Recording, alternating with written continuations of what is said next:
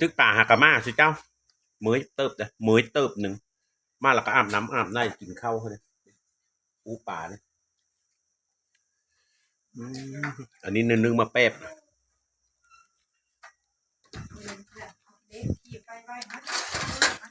ไม่ได้พักน้ำนะ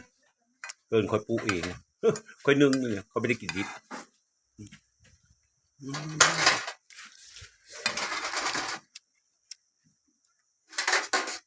มาเรือแล้วปลาเผาไปดึกมาเหรอ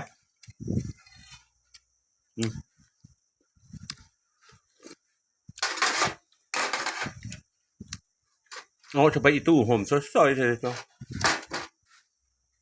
ดอกเจียวเพราะมันคักนะทุกเนื้อจัดเลย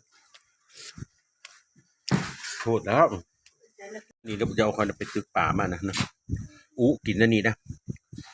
มากแนวนี้ที่เป็นโพกคุณอันเมย์พากินทุกปีนะป่าไปตึกอยู่โคงนะแม่น้ำคลองแม่น้ำโคงภาษาไทยแม่น้ำโคง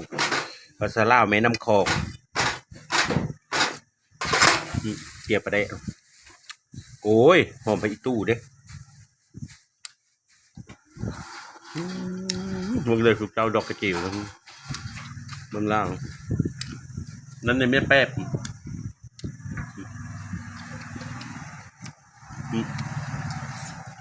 ครับครับข้าวกระโหนหัวปลากระโหนสมทบเขาเสด็จค่อยตัดหูมันนะปลาแม่น้ำโขงมันแซ่บมันโน่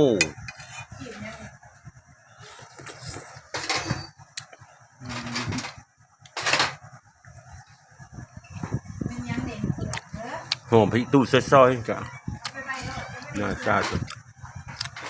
ครับ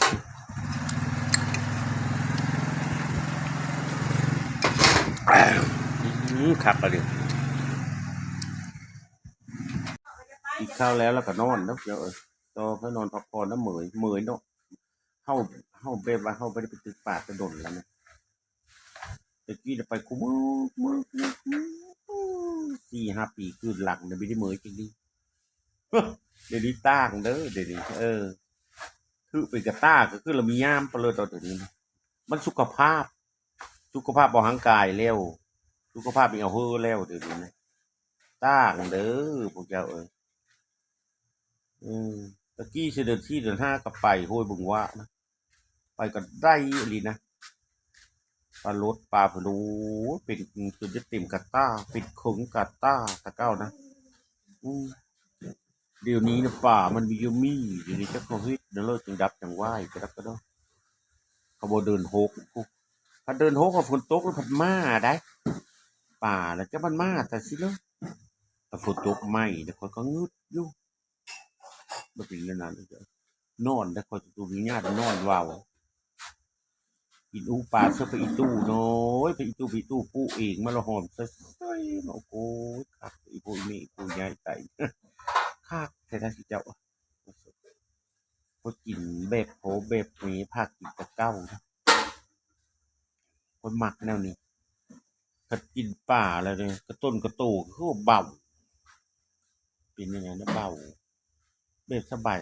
นะพวกเรามันเป็นยังไงแล้วเดี๋ยวการทั้งกีบก็ได้เด้อสุดเจ้าเนาะ